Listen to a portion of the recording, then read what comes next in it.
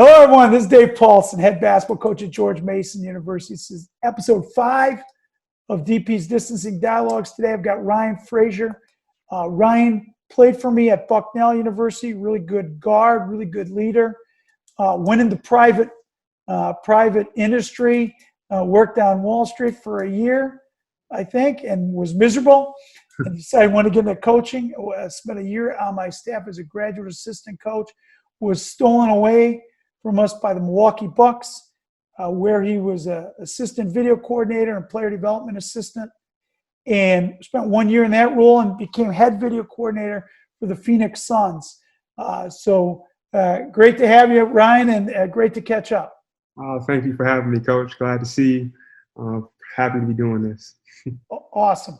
So again, one of the things that we're trying to do in these dialogues is 20, 30 minutes of discussion about your journey, what you do, your role, your expectations, and then 20, 30 minutes of screen sharing of a clinic format.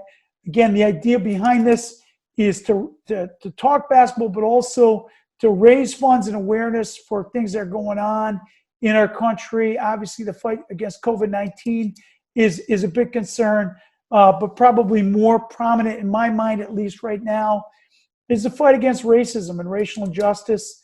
And I just read today in The Athletic, there's a group of coaches that formed a Coaches Coalition for Progress, trying to fight racial injustice, try to provide opportunities and resources for people. So I'll be donating to that organization as we try to really just keep forefront in our mind the fight for racial justice. And Ryan, I know you have a cause you're going to donate for. Yeah, just being here in Phoenix, first year that I've been here, you see a lot of people on the street, you see a lot of homeless people when you're walking down the street. So there's a food bank literally 5 minutes down the road from me on East Thomas Road. It's called the Cultural Cup Food Bank. So I know during this time of COVID, it's tough. People lost their jobs. People need food, and this place does a good job of providing that service for people in the community. Awesome. Well, we appreciate it. So let's get to first. In your role as video coordinator, what's that mean? You know, I think a lot of people, every one of our guests so far has been in college basketball. What's it mean? What do you do? What's your day look like? Yeah. So basically, I do anything and everything that the coaching staff asks me to do. So I'll kind of just talk. I'll break it down into 2 parts, like from an operations standpoint, and then from a more video standpoint, specifically focused on video. So operationally, whenever we have meetings, I'm the one organizing, communicating our meeting times from Coach Monty to our assistant coaches. Whenever we're doing things like scouting reports, right, and we need to come up with different templates so that we can actually write in our scouting reports, I'm communicating with the front office so that our coaches in the front office kind of understand, hey, this is the template that we're using, this is how we want to do it. And the coaches kind of can get that information from there. So I'm kind of a liaison between the coaching staff and all the different parts of our organization. Video coordinator specifically, I'm responsible for all the video that our coaches use to form these scouting reports, learn the game. And so I guess on a day-to-day basis, I go into work. If we've had a game that day, I would have cut up the game during our last game using a system called Sports Code. And then I'll give those games to each of our coaches. They'll look at them that night of our game, come back, and then we'll kind of just have a meeting. And I'll be up there in the front controlling the video. But yeah, just any and all video needs that our coaches have, they come to me, and I use the different kind of platforms that we have to get access to that video, cut it up so it's efficient when I'm presenting it to them. And, you know, sometimes I put my thoughts in it. Sometimes I'm just giving it to them so that they can kind of look at it and gather thoughts in an efficient manner. Okay. So let's do a game day. I'm just intrigued. So You played a game against whoever, and it's a home game, let's say. So you'll get the film loaded up for each of the coaches, assistant coaches, head coach, and they'll typically go home to watch that film. Exactly. Okay. So then the next day, let's say you got another home game in 2 days. Let's just hypothetically speaking. So you're back in the next day. So how much, like, do you make the edit? Do you watch film of the previous night's game with your team? Do you make those edits? Does the head coach make the edits to the assistants? How long? What do you do? Something different for the coaching staff than for the players? Just get into a few more of the nuts and bolts of that. Yeah. So during the game, me and my assistant video coordinator, I'll be in the back during the first half, and so we have this whole thing set up so that I'm in the back and I can cut this game up, right? And when I say cut it up, I'm just talking about possession by possession, making sure that there's no dead time in this game that I'm cutting back. We'll have another video coordinator, my assistant, who will sit on the bench in the first half. He'll have a bunch of iPads with him, right? And so basically, while I'm cutting up the game in the first half, I'm tagging a bunch of different things, right? I'm tagging all of our plays. So we come down and we run a set. If it's one of our floppy sets, I'm tagging what that's called, right? If we're on the defensive side of the ball, I'm tagging basically the type of defense that we were playing, whether it was a sideline pick and roll, a middle pick and roll, step up pick and roll, whether we were in our blitz coverage. I'm tagging that as well on the defensive side of the ball. All right, all with the intention of giving our coaches the ability to sort through this information in an efficient manner when we get in the game at the after. At halftime.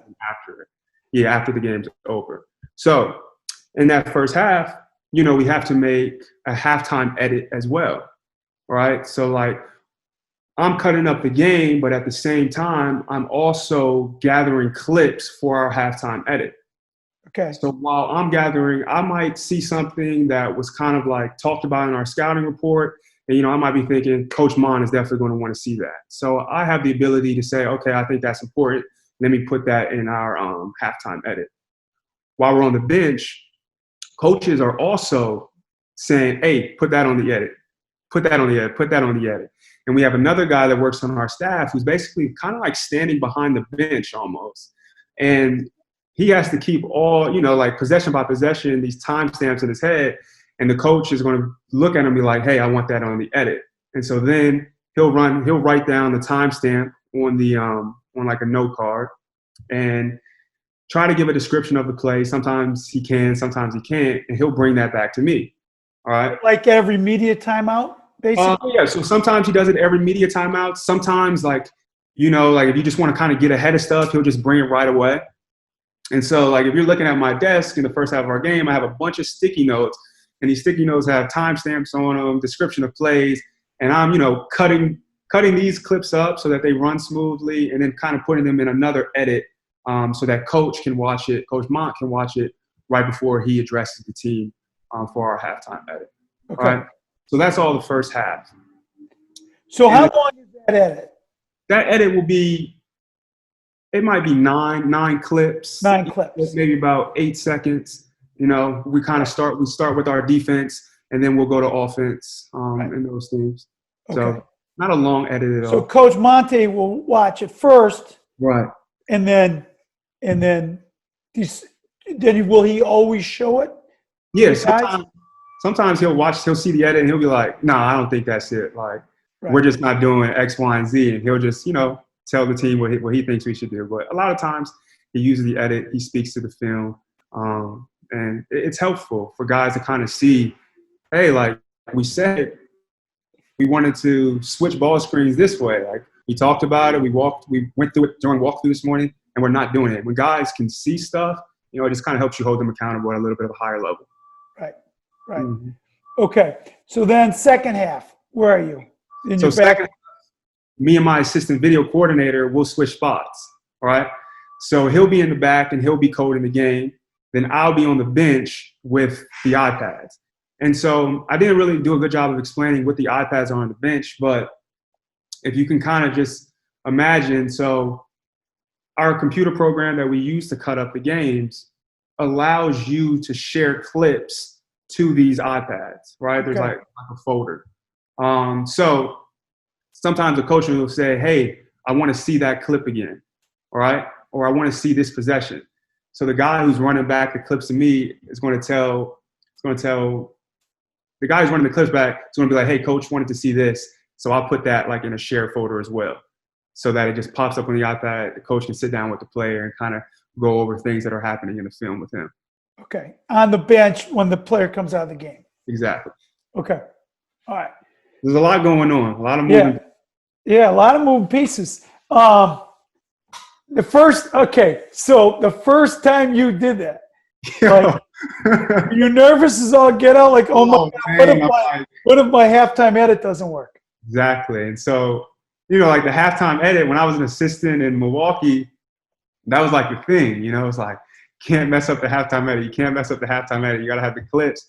And like, it's again, like you're taking the computer from one room and then you're taking it to another room and you got to load the thing up so it comes on the TV, and you're messing with technology. So like sometimes your computer just might not work, or it wants to act funky right now. Yeah. And so it is a very nerve-wracking situation. But, the first time I did it, I was definitely nervous. Probably the first 7 times I did, I was nervous. And then you kind of just get to the point where it's like, dude, you're going to be nervous every day because you want to do the right thing. You want everything to work. Right. And when stuff doesn't work, it's out of your control. So it's like, eventually you just kind of get over that. Have you found, like, now, like, do you have a greater percentage of the times that the 9 clips or the 8 or 9 clips that you have for Coach Monty are closer to what he's looking for? Like, then maybe your first week, like, I was 0 for 9. He didn't think any of those were relevant. Exactly. And that's definitely happened. As the year goes on, you just get to know your staff better. You get to know your coach better. And anytime you put a clip in there, you take a chance, and he says, no, I like that one. It's a good feeling. But it's like, at the end of the day, he's going to choose the ones that he wants. And if you don't want your clip, you don't want it. So Right. All right. So game's over. Right. So game's over. Yeah. Do you have, because you've clipped up the game as it was going, do you still go back and watch it, or is you done with that? Yeah. Like what do you have to do then? Right. So game's over. We've compiled all of our coaches' computers. We load that game up onto those coaches' computers so we can just hand that to them when they're ready to leave. That night, I'll sit down and I'll watch the game. So on our staff, I don't have edit-making responsibilities per se, but the more, and as a video coordinator, you're always trying to get ahead of your head coach and his assistants. All right, so we have 2 assistants. One's responsible for the defense. The other's responsible for the offense. It's their job to come in with edits, offensive and defensive edits, for that next morning meeting. Every day. After every game. Yep. But for me as a video coordinator, I'm constantly thinking, okay, they might see this, they might see that, but what is Coach Mont, what is he going to be seeing, right? And how can I kind of make my edit and make sure that we have all of our bases covered, just in case Coach Mont wants something, they don't have it on theirs. Now, hopefully me and my assistant can do a good job of quickly finding it for him and pulling that up for him. So I watch all of our games after they happen, even though I don't have to, present an edit the next morning. Right. How long does that take you after the game? So to watch a game, it takes a couple hours, 2 hours. So what I'll do is I'll watch the first half that night and take my notes and kind of create my first half edit. And then that morning, I'll wake up early and I'll come in and I'll watch the second half. Okay. All right. And then you meet with the assistant coaches and combine for the edit? And then So we won't discuss the edits that we made. It's kind of everybody files in at their own times before our meetings.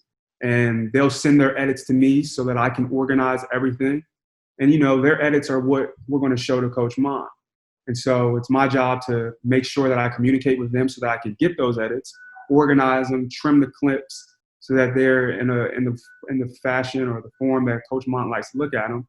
And then, make sure the tech is working so that it's up on the TV when he walks in. Right. Okay. Mm-hmm. So then you guys will watch those. That's a staff meeting. You're in on that meeting. Mm-hmm. And then how much of that then goes to the players? How much to the whole group, and how much of it becomes individual?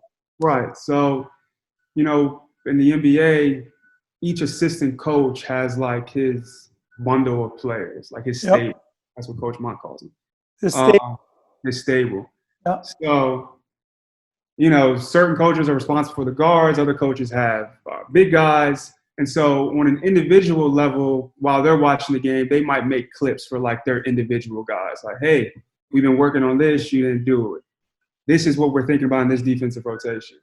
For that team edit, after we go through it, Coach Mont will look through it. Sometimes he'll just say, all right, cool. Like, offensive edit looks good. Defensive edit looks good. We'll just speak to those today.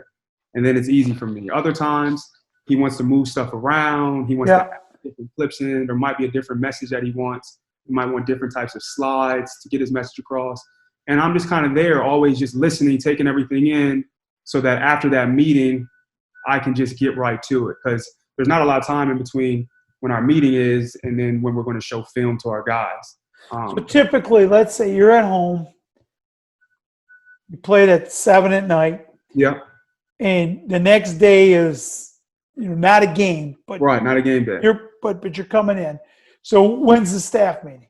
And then when's the players coming? Be probably at 9. Okay. Yeah.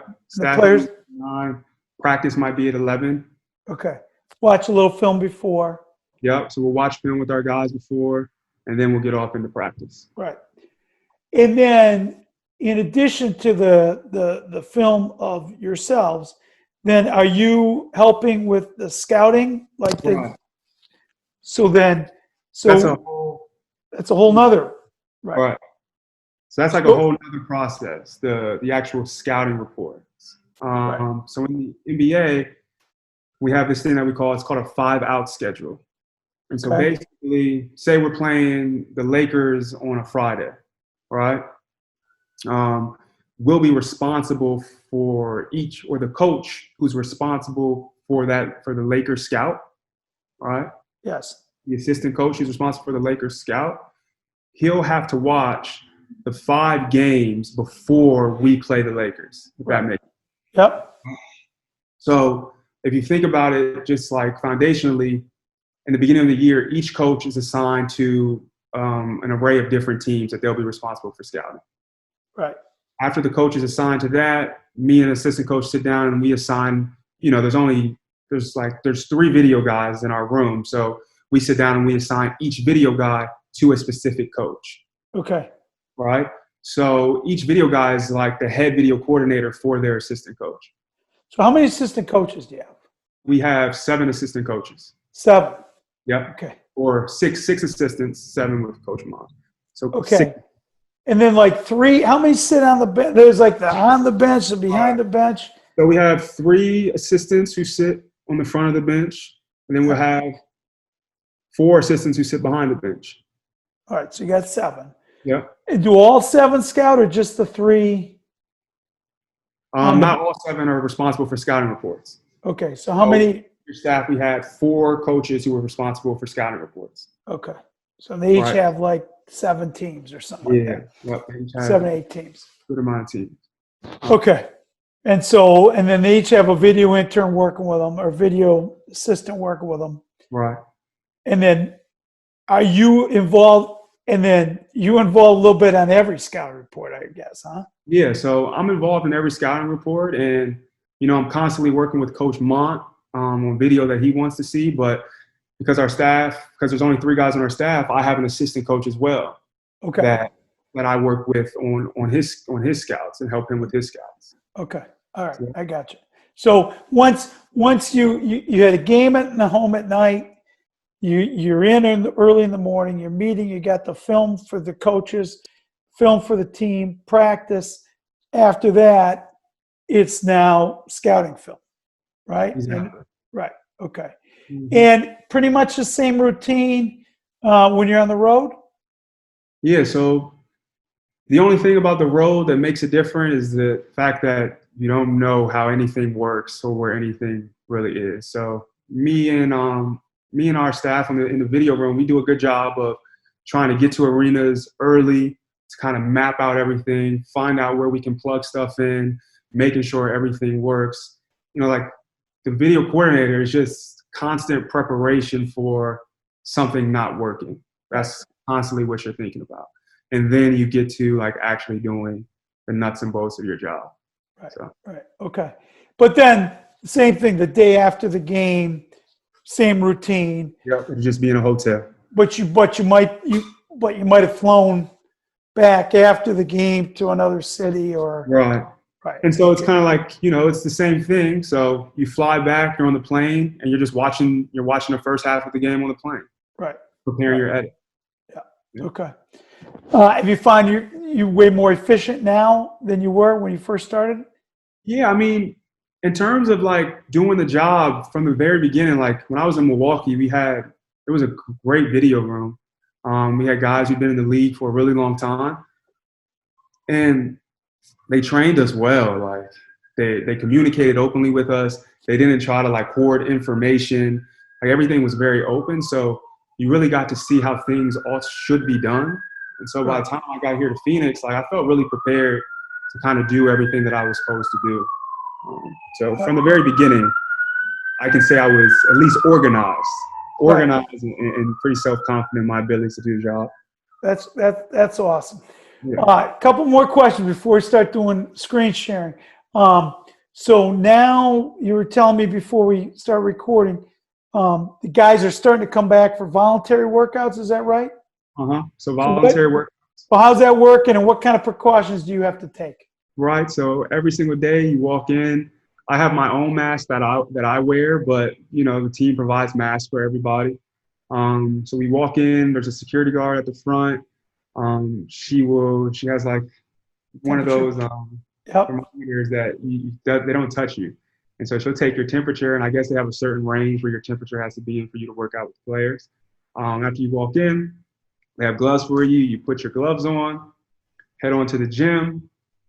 And then, like I get there early every day just to set up and make sure everything's working. And then the players start to file in, and if you're not working specifically with a player, you're off. You're far away, kind of doing the work that you have to do. Right. With me, when I get to work out with my player, I work out with my mask on, I work out with my gloves. They have balls and towels designated specifically for each player, kind of spread out around the gym so the guys don't get too close to each other. And then, you do a workout with your guy, and you're trying really hard to breathe. There's only one coach on the court, so you're running down rebounds, passing it to him, and it's a lot. But it's been fun just to kind of get back with the guys and see them again. And they've been working really hard. All of them have great attitude, so it's a blessing to be able to work with them. And then you anticipate you'll just do these types of things until late June, early July, and then you'll do training camp per se? That's what I'm hearing, is that it's going to be individual workouts up until we head to Florida. Not 100% sure, but that's what I've heard so far. Okay. And then you'll have about, a month in Florida of training? Yeah, so have a month in Florida. First, when we get there, I guess you'll have to quarantine for a certain amount of weeks, and then you'll have a month to practice as a team.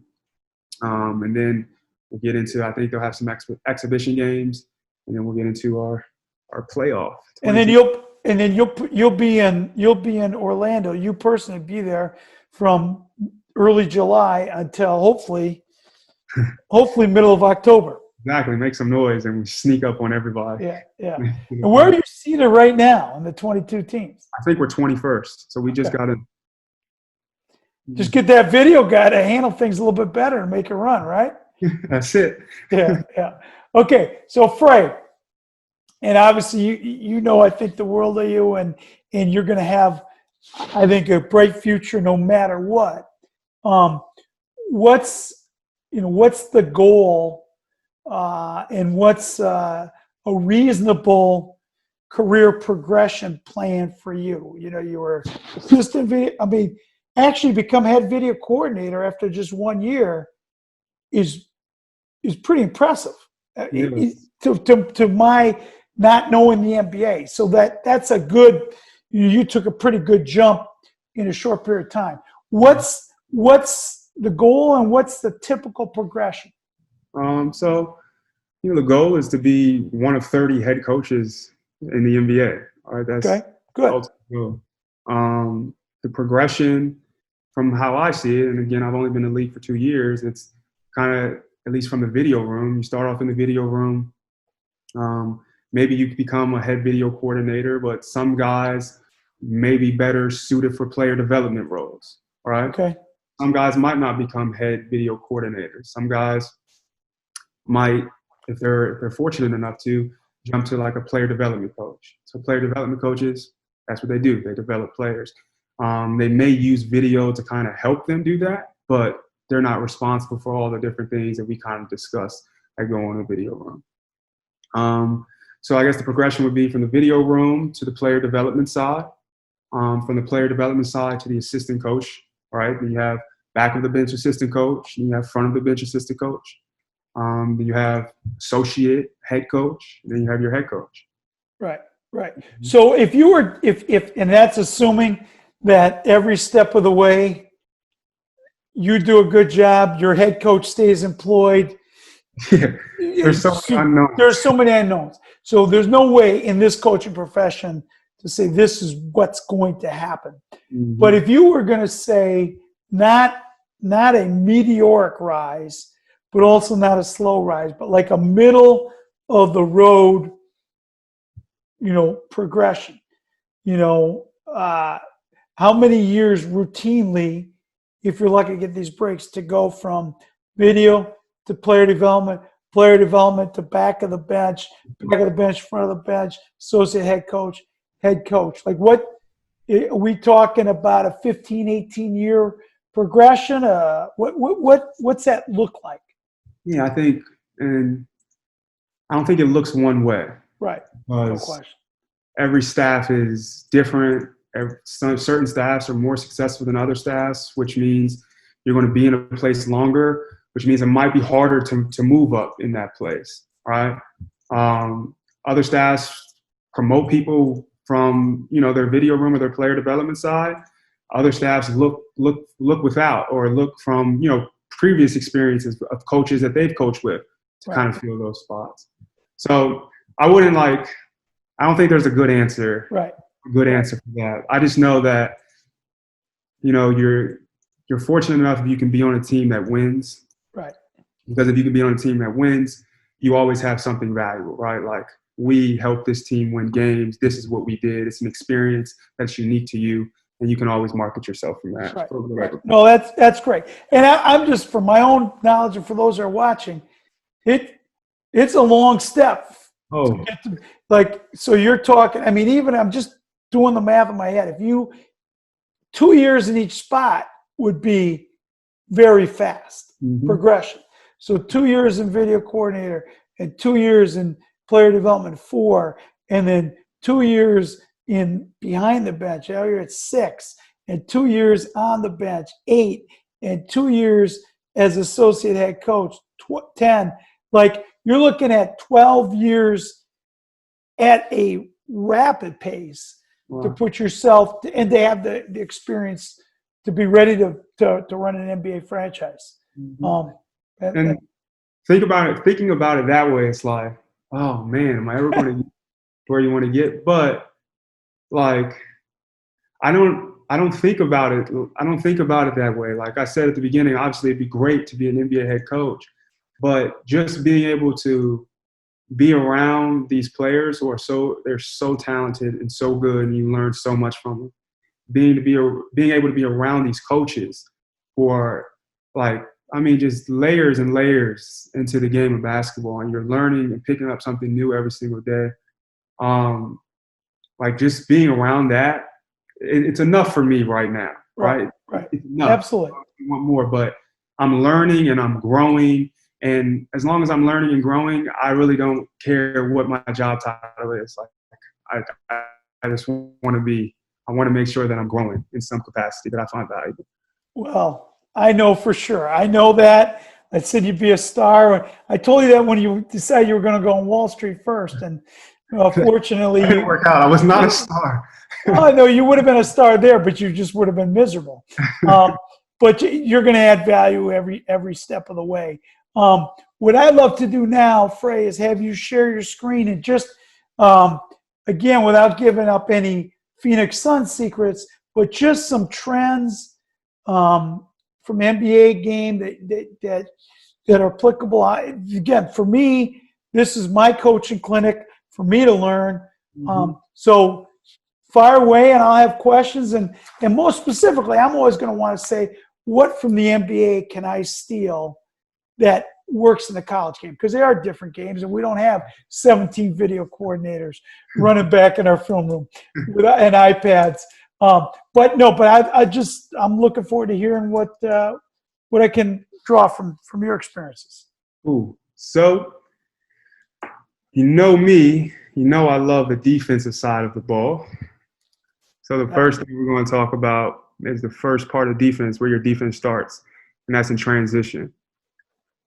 This year in Phoenix, we were really good in transition defense in terms of points per chance. Okay. You able to see that? Yep. In terms of points per chance, we're the number one team in the NBA in transition defense. And Wow. the reason why I believe we are number one in transition defense is because it's something that our coaches talked about constantly throughout the year. And they did a good job of simplifying what our guys had to do in transition defense.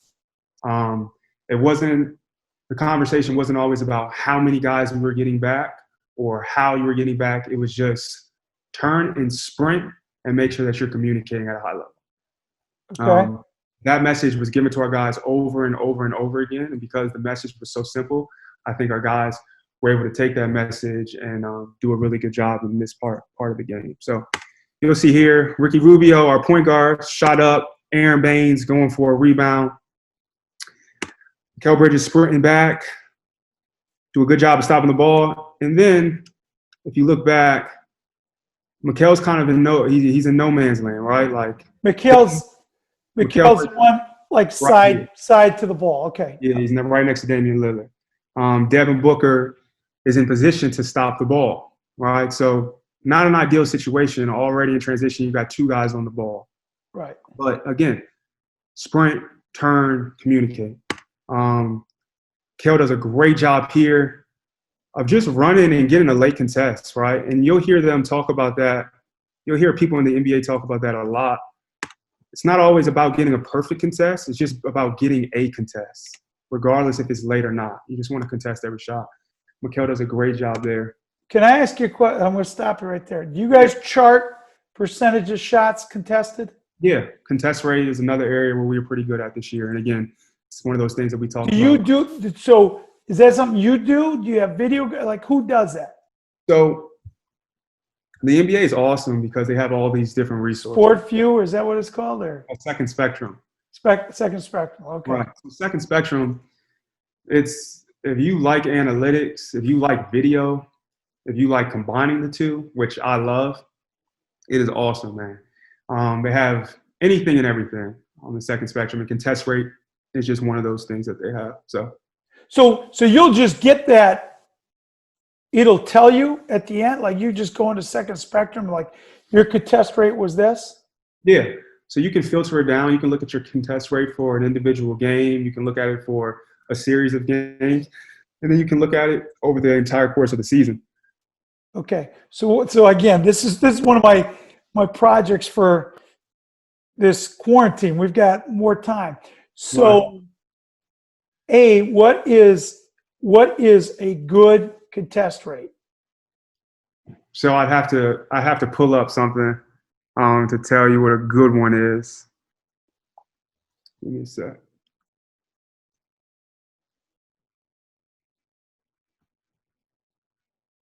Just some nice flowers on your screen. Yeah, man, it's nice and peaceful. You need peace in as many places you can find it. There you go. Sorry, I didn't mean to throw a curveball at you. Fine.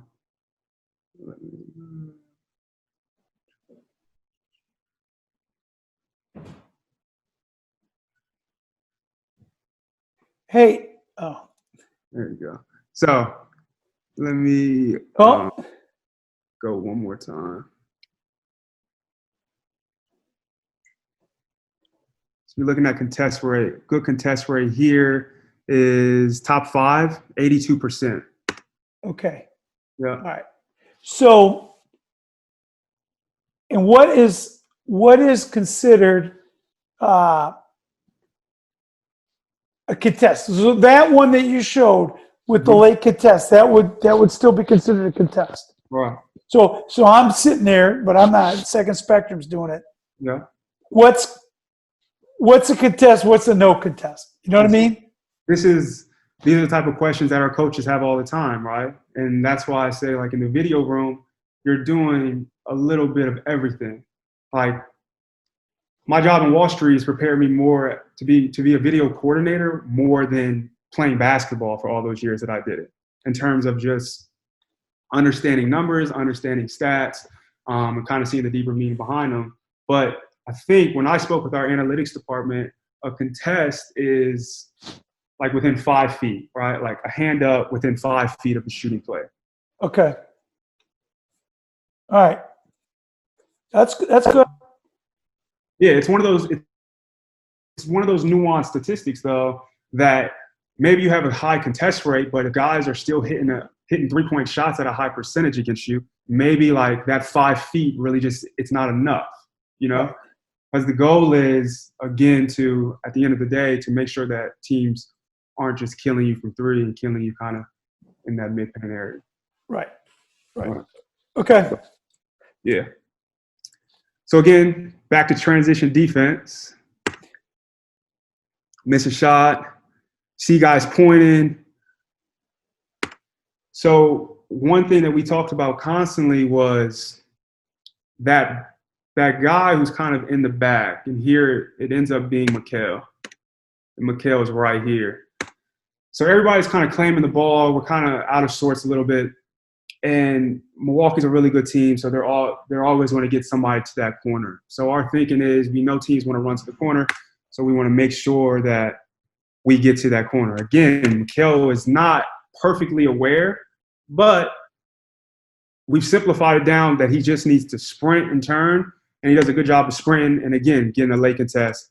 And we stop Chris Middleton from getting a wide open three.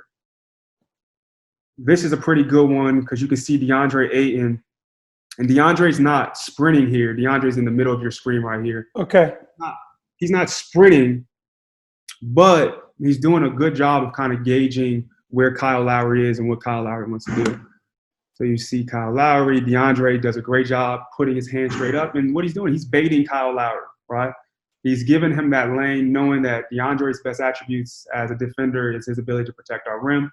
So it's almost inviting a smaller defender to feel like he has an opportunity at the rim that you can go and do that. On this one, you'll see how fast DeAndre is able to run. You see him put on those jets. He's turning, he's sprinting, and again, we get another block shot.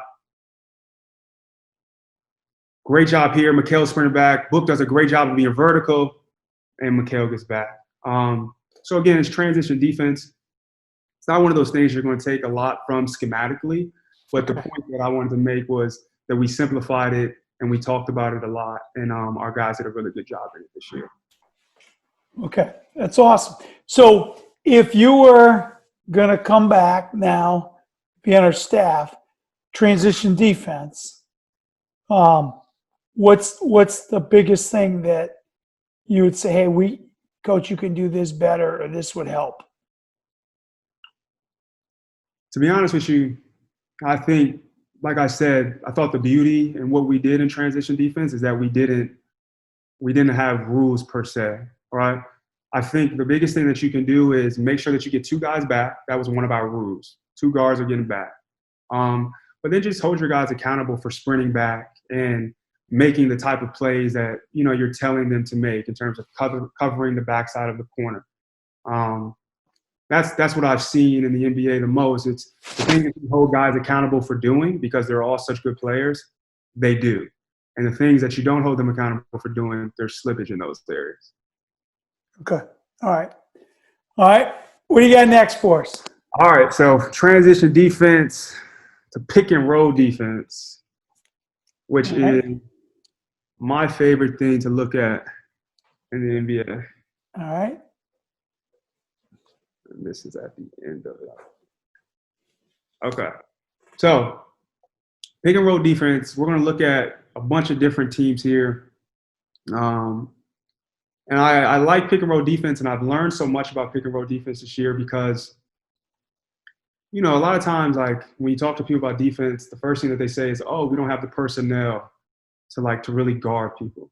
Like our personnel is not good enough." And so this year in Phoenix, we had an interesting team, right? Like we had DeAndre Ayton, who's this big dominating presence at the rim, but then we had Dario Saric, Frank Kaminsky, very skilled players, but just not as great laterally moving their feet or really contesting shots at the rim. So I'd say like the best thing about being a video coordinator in the NBA and the best thing that assistant coaches use video for is learning from other teams and seeing what they do, right? It's like you'll see Denver here. They have Jokic in the game all the time. They'll have Mason Plumlee in the game. And they're bigs who aren't very athletic, and they don't do a great job of blocking shots or deterring shots at the rim. But in pick and roll coverage, they're, I think, number 7 in the NBA in terms of points per chance. So they figured out something to kind of make them effective in that area. So what you'll see, Doncic is bringing the ball up the court. And with Denver, if you look at Jokic and you look at Gary Harris, their guard, Gary Harris is fighting over that screen. And with Denver, that's what their guards do. They fight over screens all the time. Jokic is up. And so when I think about pick and roll defense and I think about how you want to teach it, for everybody in this possession, right? Like Gary Harris is here. He knows he has to fight over the screen. He's in it. But everything's connected, right? Gary Harris is fighting over the screen. Jokic is up. And the fact that Jokic is up tells these two guys, Jamal Murray, and I don't know who this is. I think it might be Paul Millsap, that they're going to be in rotations, right? Because most likely Jokic is going to be up, and this big guy right here is going to be rolling to the basket, and one of these two guys is going to have to take it. What Denver does a really good job of is simplifying who takes him. Every single time, this is what they do. So you go back. Jokic is up attacking the ball. That low man always takes this roller with Denver's defense. That low man takes the roller, and this guy right here is responsible for the first pass. That first pass can go to the corner. That first pass can go to the top of the key. Okay. That's their defense. They know it, right? And so it's funny because I was watching I was watching your interview with Coach Fish. Yeah. And Coach Fish talked a lot about how like he would slash the guy who's going to help, basically. All right. So Dive the 45. dive. This guy up where the NBA pick him. Right. Yes. So like understanding that, if you're watching film in Denver, you know that they're sending this guy all the time. So it makes sense to dive this guy, right? Dive this guy to kind of confuse where this guy's help is coming from. And a lot of teams do it. And it's one of those things where you might get burned on that dive, and Denver has gotten burned on the dive before. But the beauty of their defense is that they're so committed to it. And even if you continue to dive that guy, they don't really deviate from what they do. And in the long term, it's better off for them because their guys aren't confused. Their guys understand their rotations. And their guys understand, like, all right, these are the things that I'm accountable for. And now I can kind of just go out and play. And are they always up? They're always doing it that way, or do they drop some? Sometimes they might drop. Like, you adjust sometimes. But the majority of the time, they're up because they have Mason Plumlee and Jokic who are in pick and rolls. Again, you'll see them here. Will Barton does a good job of cutting that baseline off. More in the middle of it, you can see Will Barton. He's great at it. He's already coming over, right? And Will Barton, he and their bigger guards, he's meeting this roller early. He's meeting him early. And now you can see Paul Millsap, again, kind of playing in between these two guys. It's there. And again, like that's the right play by Luka Doncic, right? And you can say it's a semi-contested or it's just a semi-contested shot. Millsap could have gave better effort, but it's a late contested shot, and that's what they've decided they're okay with giving up.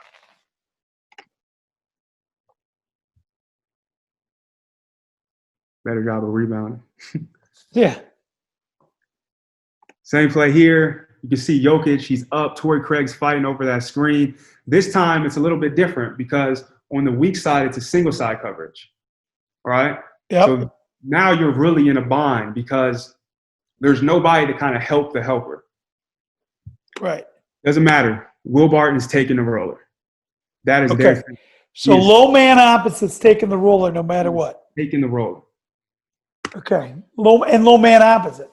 Low man opposite, exactly. Wherever you have the pick and roll, wherever it's going away from, exactly. Right. So that's we call that the heavy. So right. People would try to do that, right? Mm-hmm. To exploit the single side bump. Exactly. So you're right. This is the heavy side. You got your big, you got this guy, you got this guy, exactly. Right. He would do it no matter what. No matter what. He's always. They don't get burned on threes? They'll get burned, and again, it's like there's some teams where they'll pick them apart. But somehow, and I'm not on their staff, but they've identified that for us to protect our paint, which is what I think they're trying to do more than take away three-point shots, for us to make sure that teams aren't just scoring on us at will in the paint because we don't have good shot blockers, this is the way we have to play. And if we have to give up some late contested threes, and that's just what we're going to have to do. So it's constantly choices, right? And I think the good defensive teams decide what they're going to take away and decide what they're okay with giving up, and they just stick with it. They don't try to take away everything because you can't. Absolutely. It's good. So again, here they're playing against Milwaukee. This pick and roll is in the middle of the floor. Milwaukee's kind of in like a short action here, so spacing isn't. I'm not going to say it's not great, but it's just this is just their middle pick and roll set. So you got Wesley Matthews here in his short. Mason Plumlee's up in the drop. Again, you see that guard really fighting over that screen. These two guys are like at the same level, but and that's what I'm saying. When you simplify the game, guys just start to make instinctual plays, and they've simplified their defensive rotations. So there's no confusion between Jeremy Grant and Jamal Murray who's taking that big. It's Jeremy Grant, and then Jamal Murray's playing both. They get a contested shot, travel. Just consistency of rotations. And their rotations are always consistent, and that's why I think they're such a good pick-and-roll team. This is us, and now this is like an empty side pick-and-roll, right? So you'll see Hassan Whiteside. He's setting that screen here, and there's nobody over here. Okay. All right? So this is kind of like – you're kind of like in a bind here, right? But just like you said before, the low man always takes a roller. There's three guys on this heavy side. Ricky Rubio is responsible for that role. He's going to take him, regardless of what happens. Ricky does a good job of meeting Hassan Whiteside early, good verticality. Hassan's bigger than everybody. He scores it. But the defensive rotation was the right thing. So in my mind, that's a great defensive possession in terms of pick and roll coverage. Okay. Now we have Milwaukee. Milwaukee's the best pick and roll defense in the league. I think them and Toronto are 1 and 2. Milwaukee is all about protecting its paint. And if you look at Milwaukee's personnel, it's a lot different than Denver's personnel. They have Brook Lopez, humongous human being who's great at protecting the rim. And then they have Giannis, 6'11", extremely long arms. They can protect the rim as well. So Milwaukee does a good job of simplifying their pick and roll coverage to keep them out of rotations, right? So because of the personnel with Denver, they understood that to protect their paint, they were going to have to be in rotations. Milwaukee protects their paints by making sure that they're not in rotations, and they do that by dropping their big man very far back in the paint and pick and rolls, and by making sure that their guards are always fighting over screens. Okay. So you have Eric Bledsoe, great job fighting over the screen. Brook Lopez is back in the drop, and that's Malcolm Brogdon. He shoots his little floater, all right? As you know, because everybody talks about it in the analytics, like this shot right here that he shoots, if you shoot that shot all game long, they are okay with you shooting it. That's the shot they want you to shoot. Their defense is geared to inviting you to shoot that shot. So he shoots it, he makes it. On the backside or on the weak side, you go back. Because Brook is so far back, it's really hard for this roller to get behind him. right? Sabonis right here. So since he's so far back, Sabonis kind of rolls slowly out of this. It's going this way. Chris Middleton really doesn't have to help because Brook is so far back. It's awesome because you watch Milwaukee play defense and they're never in rotations. Again, same play here. Brook is even further back this time. Beled does a great job of doing what we call a rear view contest, fights over, and he just continues to pursue the ball. He can't block the shot. He can't get back in front, but Malcolm Brogdon feels him on his side. Yep. And that's very important. Again, Brook with the late contest. That's what you want to see. And then you see it one more time here. Beled does a great job of climbing up into that ball. Brook is back. This time he's straight up. He's almost at the charge circle. And again, Malcolm, if you want to shoot that, you can shoot it all day. They do not care. At what point do you know, I mean, obviously you were with Milwaukee. Mm-hmm. At what point, if the guy just keeps attacking, do they veer or V-back or whatever your terminology is? Right. So they don't do it until very late. And I believe there's a clip here. I think this might be it, actually. Let me see if this is it. So Wesley Matthews, again, you see what he's doing on the ball, right? Like everything works together. If Wesley Matthews doesn't put that pressure on the ball and fight over the screen, it doesn't really matter. He does a great job. He's fighting. Yeah, this isn't the one, but I think it's the next one. But let me go back a little bit to kind of just talk about what Giannis is able to do because of his athleticism. So here, when you see Giannis is up at the free throw line. When you saw Brook, he was kind of back in this area. Yep. Because Giannis is so athletic, he can be up and get back. So more athletic guys, you'll kind of see them a little bit higher in their drop. Boom, gets a good little stick hand right there to deter that shot, and does a good job of containing the ball. Again, running guys off the line, making extra rotations, forcing turnovers.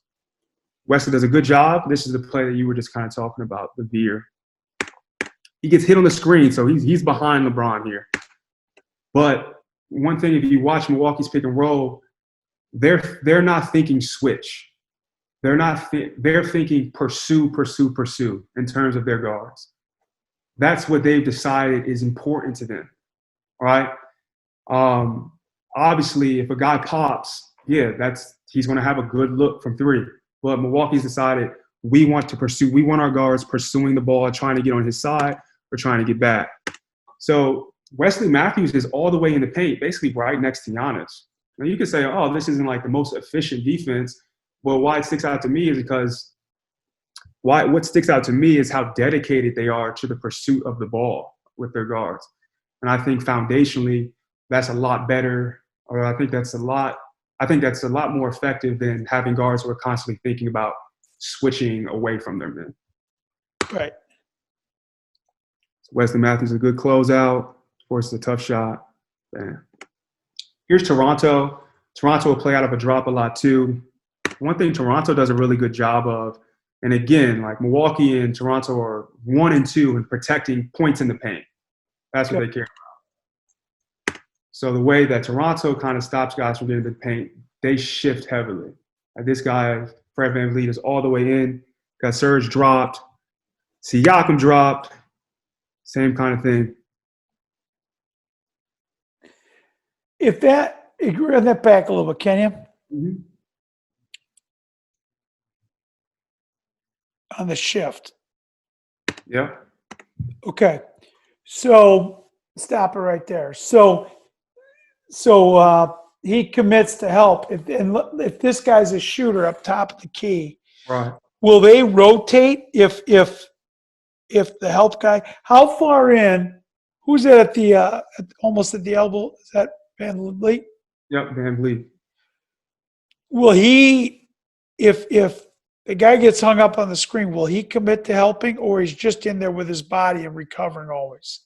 Yeah, so Toronto, I've seen them do that. I've seen them do that a couple of times, right? Like where this guy he'll get so beat on the screen, this guy will take him. Yeah, they'll go next. And this guy will kind of veer out to his man. It's a high level thing that I've seen Kyle Lowry do with them a couple of times. Not something that they do consistently. This guy is here to show a presence. and then to fly out of this shooter. Okay. And that's why everything is connected, right? Like, so Toronto, he's sucked in the paint. Other clips you'll see of them, you'll see them sucked in the paint. So obviously they've decided that protecting the paint is more important than giving up 3-point shots. But so they're number 2 in points in the paint in the NBA. They give up, I think, the second most 3-point attempts in the NBA. But if you look at what teams shoot in terms of percentage against them from 3, it's the lowest percentage in the NBA. Okay. And that's because of how they teach their guys to contest shots. They want guys flying at shooters. Will they, we talked about when you were with me, I'm sure, running guys off. I mean, that's pretty standard in the NBA, right? Yeah. Always run a guy off? But with Toronto, it's to the extreme. Like, they're not just trying to, like, run you off. Like, it seems like they've been told to try to block the shot. Okay. All right. So, great shift there. You can see Van Vliet, that's what they do. Their hands are out constantly, trying to look longer. You know it's one of those things that their coaches are talking about a lot. Again, a good drop there. And then you'll see, right? You talk about, I mentioned the position of the big in terms of being up and back determines what this guy is doing all the time. Kyle Lowry sees that his big is back. He's going to shift a little bit in, knowing that his responsibility is getting back out to this shooter. This is Bogdanovich. He's like a 40% 3-point shooter. But Kyle Lowry is still in there, showing a presence to protect their paint. Another middle pick and roll. Serge is all the way dropped this time. You see Pascal, he's all the way in on the help side. This guy's in the strong side corner. He's shifting. And when I see that play, I'm like, well, you were in a drop. So why was he all the way in? All right, because if this guy's back, he should be able to kind of make sure that this guy doesn't get a wide open shot. But it just goes to what I think Toronto talks about, and it's be in the paint. We'll give this up. We're just not giving up our paint shots. And it's hard to do, but the good teams figure out a way to do it. And yet they give up a lot of threes, but they don't give up a high percentage. Exactly, because of how they teach closing out. Okay. So here's that play that I was telling you about where Lowry, I'm sorry, I kind of cut it back a little bit too much there.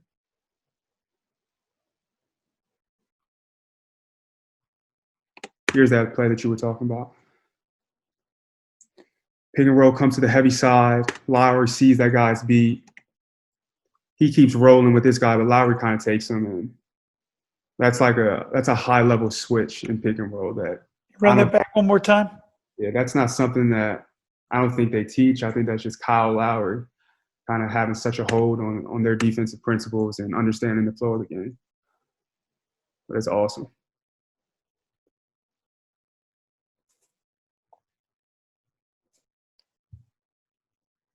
So see, this here, I'll just show you how even they're willing to kind of help off that strong corner. They're in a drop. Siakam is stunning. He is trying to protect that paint. And they do a great job of rotating out. I guess like with Toronto, they're so dedicated to protecting their paint that they understand they're going to be in rotations. But they have the athletes and the type of players that they do it, and they do it over and over and over again. And they do it so much, you kind of know it's one of those things that their coaches are talking about a lot, which is pretty cool. This is Boston. I'm going to show you some Boston Reds.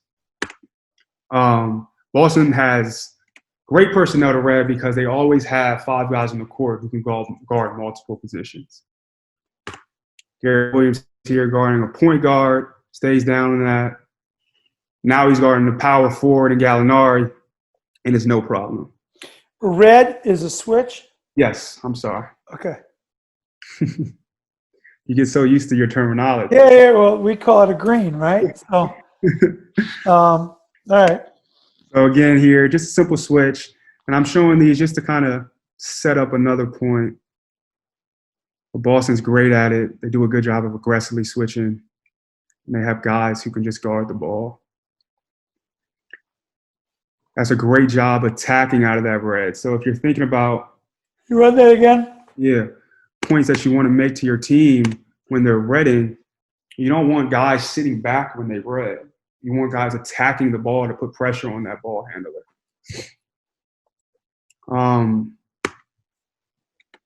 So here, Jaylen Brown, make sure that, James is actually setting the screen. He doesn't actually set it, but nonetheless, Jaylen Brown is up into the ball. He's attacking the ball, and that makes it really tough for the ball handler. Again, here, you have Semi Ojeleye. You can see him. He's moving up into the ball, fighting over that screen. And then it's just about guarding the basketball, especially when you're in red. It's really hard to red if you can't guard the ball because you're going to be put in one-on-one situations all the time. Now, I keep making this point, and this is Toronto reading. And I make it because when you red, sometimes teams, like players will roll. Like even if it's a small pick and roll, right? Like you're reading, but that player who's setting that screen still may roll. So even though you're in red coverage, the weak side doesn't become just kind of irrelevant, right? And how I like to think about it is, or how I've started to think about it is, well, in a red, that guard is still up, right? Like the guard who's guarding the screener, he's still up. It's just like Jokic and that clip with us, with Phoenix, when we're up. The positioning of whoever man is setting that screen is what determines how the weak side reacts. Okay. Yep, I gotcha. And so you'll see the screen. Serge Ibaka is up, and you can see on the weak side, Pascal Siakam he's ready to take that, even though it's a red.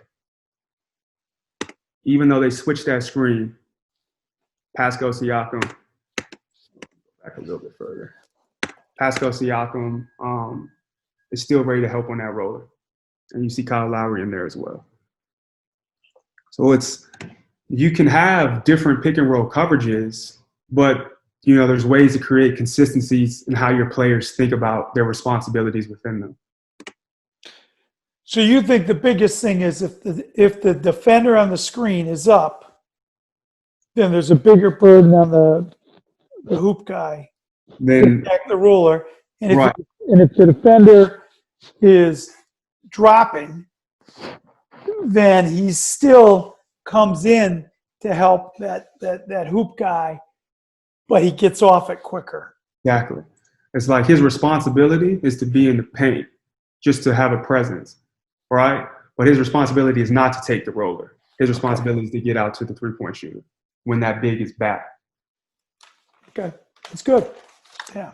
So again, here we got another red from Toronto, and again, it just happens to be Pascal Siakam, but he's ready to take that roller. They do a better job staying connected with the roller there, but yeah.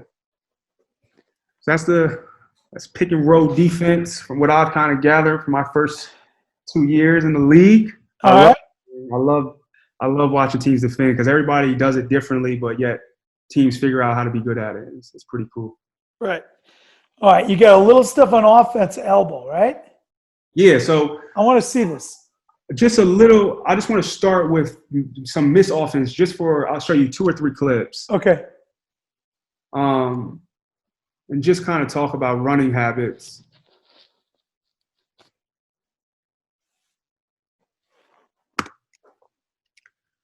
So we get the rebound here, and you just see our guys. So Devin Booker is filling this lane.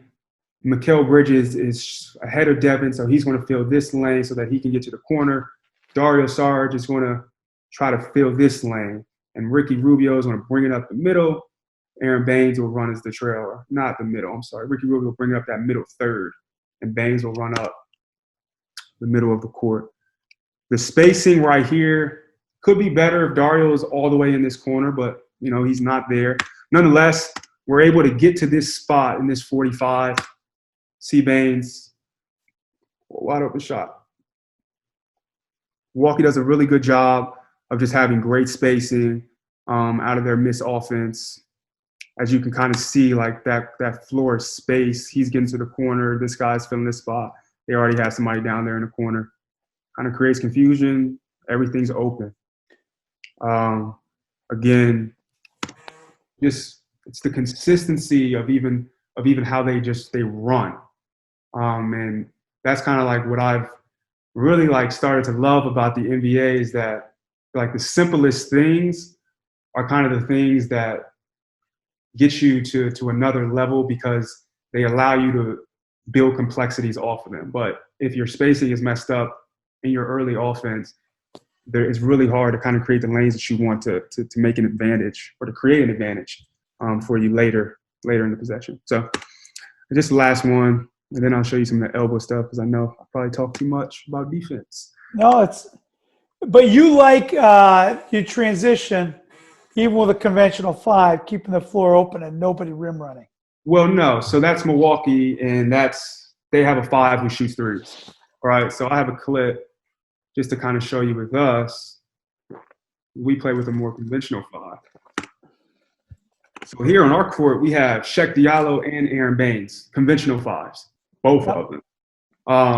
Sheck's here in an ISO. And so with our bigs, we want our 5 to rim run.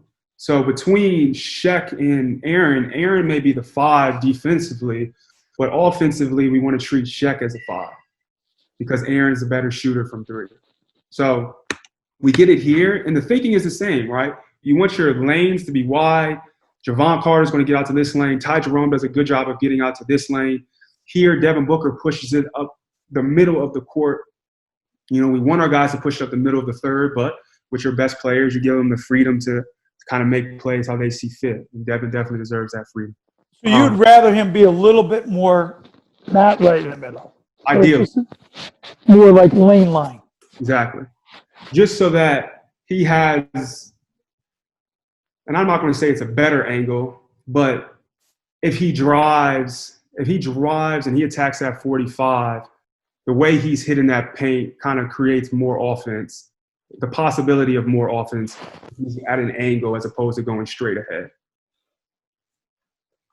Hit the 45, you're saying like the elbow? Exactly, this right here. So imagine like somebody attacking this way right here with this spot and that spot filled. Now he's attacking here. If they collapse, he has options. Right, I got you. Sheck does a great job here, though, of running that rim. Aaron just trotting, trailing behind. And boom, we get an easy dunk. So that's definitely something like with a player like DeAndre Ayton, how fast and athletic and good he is in transition. We'll tell him to rim run as much as he can. And if you think about it, the more your guards rebound, the more those bigs can really get down the floor. So I'm sure we'll talk to our guards about trying to rebound more so they can push on the break off of a rebound as opposed to always having to receive an outlet from the big and potentially limiting their ability to get down the court and rim run. Awesome. So those are just a few things about missed offense, trying to get wide in those lanes, keeping it simple for your guys, giving them spots that they're always getting to, 2 corners, 2 slots, either the block or the short corner or that trail spot. I think that when you visualize that for guys, now they always know where they're supposed to be, so you can always hold them accountable for making sure that they're sprinting there every single time, because that's what creates the space. The fact that guys are getting to their spots quickly. So 2 corners, 2 slots, and then the 5th one, block, short corner, or right. If it's a rim run, he's going to be somewhere down here, right? And if he wasn't able to get a rim run and he's going into the trail, that 5 is probably going to end up right here. Yep. Yeah.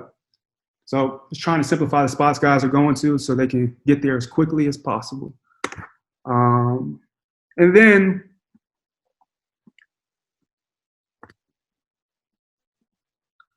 I just have some clips from us, all Phoenix clips. And it's just showing, like every offense is different. Everybody has different personnel, so they have to play a different type of way. We had bigs who were, I'm not going to say they were like as good as guards on the wing, but they weren't afraid to put the ball on the ground for 2 dribbles and make plays from there. We also had a really great player in Devin Booker and another one in DeAndre Ayton. And the biggest service that you can do for your best players, I think, in the NBA is somehow make sure that the other 3 guys around them in this case are a threat to score. And just putting somebody in the corner all the time might not be what they do best, right? Like they need some type of movement. And when we were able to get that ball to that elbow, you could just see like the randomness that it created on the weak side to kind of give those other 3 guys the ability to be the best version of themselves. And in that really help our 2 best players out in Devin and DeAndre. So let's get to our little set. That ball to the angle or to the elbow. And then here, you just have like a 3-man gaggle. Like no one knows what's going to happen here on this side. Dario can go dribble handoff with Kelly, or you can kind of look and see what happens out of this. Devin gets a great backdoor cut. The thing, Devin is so great, and he creates so much offense because teams they struggle. Either they're on top. If they're playing on top of him, he's quick to go backdoor. And if they're playing behind him, they're dead because he comes off screens and shoots like nobody in the league. Great pass from Dario. Again, we had good passing bigs. Here we're a little messed up, but, eventually we figured out. Get Aaron to that elbow. He's in a scoring position. Devin comes off of that really fast. Aaron pops. Bam. Again, here we get a little bit messed up. Like, Mikhail should be in this spot, but we're a little messed up, and it's fine. Get that ball to that elbow. We're going to have some type of little action going on between these 2. Not beautiful, but it creates some type of confusion for the defense because it's random. Again, we go here. This is simple. Right to Javon's pull-up. So you'll see a lot of these clips, and they're not clips of Devin and DeAndre scoring in their spots. They're clips of our other guys. And like I said at the beginning, the preface, showing these clips, helping make those other guys more effective only helps DeAndre and Devin. And this is a good way to kind of do that. Again, here you'll see how they're guarding Devin. Right here on this top side. Teams want to get on top of him constantly. And he's just, boom. When you have bigs who can make plays, let them make plays for you. In here, get to the elbow, got a little 3-man gaggle. Bam. Create space in ways when you're not kind of playing really fast. Same type of action here. Uphill DHO. Great pass by Elliot to Shaq. Again, this whole side is clear. Think about if everyone's just kind of standing around, this guy can be in help, this guy can be in help, this guy can be in help. But because we're playing 2-on-2 on this side, there's random action going on over here. Nobody's really focused on anything. Ricky does a nice, unique thing where he comes and kind of sets a little back screen on the big to create a nice little snap action. And it's all random. Get that ball there. Dario splits it. Great cut. Getting guys in position to do things that they're good at. Make plays.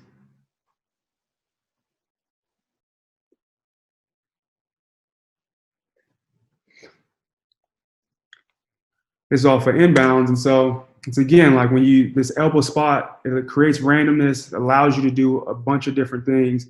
Kind of finishes with they're overplaying it, trying to take away that elbow. And that was something that we got a bunch throughout the year. So it's awesome. Yeah. So it's motion. It creates motion for the rest of your players. Your offense isn't stagnant, and you can do a lot of different things out of it without your players having to know a lot of different plays. That's awesome. Frey, this has been great. for me, hopefully for you, some Yeah. things I'm definitely, it's funny because, discussions that we're having in terms of ball screen defense, what's going to be best for our personnel. Like you said, everything's a choice. And you do something well, but you give something else up. But you touched on great things. Again, when watching those, you're going to be an NBA head coach. So if that's 12 years from now, it'll be about time. So all I need is like the per diem. What's the per diem? Like I can live just on the per diem. All right. Okay. So don't forget your head coach. All right. When you get to the top, and I'll just be the old guy in the back, write down a few observations and go get your sandwiches. All right. Coach, it's awesome that you gave me the opportunity to just jump on here and kind of talk about some things that I've been learning over the last 2 years. Because as a video coordinator, it's not your job to talk; it's your job to serve. But eventually, I want to be a coach. So to be able to talk to you on this platform is really cool, and for a great cause. Absolutely. Well, this has been great. I could go on for hours, but I don't know how much YouTube can hold on a video. This is great, and appreciate it. And again, anyone who watches it, please. This is a service, but give back to something. Whatever organization strikes your heart, now more than ever, this country needs people serving. Frey's been a great example of a servant leader as a player, as an assistant coach, now as video coordinator, and hope everyone stays healthy.